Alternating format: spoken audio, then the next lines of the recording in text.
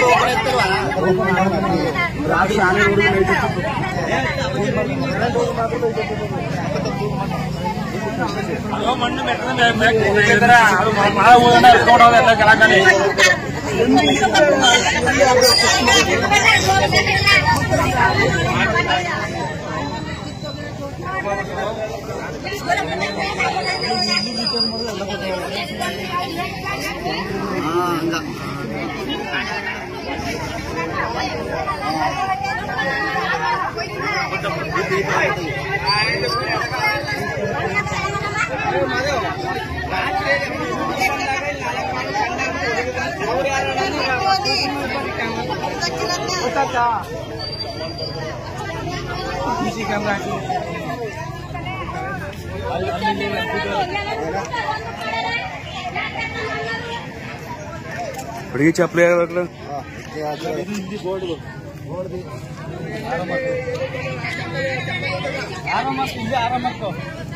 ನೋಡಲಿ ಅಣ್ಣ ಮಾರ್ಕ್ ಹಾಕಿದ್ವಿ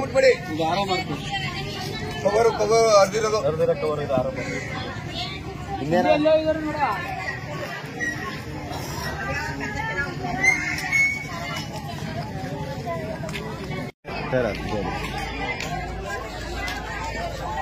ಕರೆಕ್ಟಾಗಿ ಬೆಂಡ್ ಆಗಿದ್ದು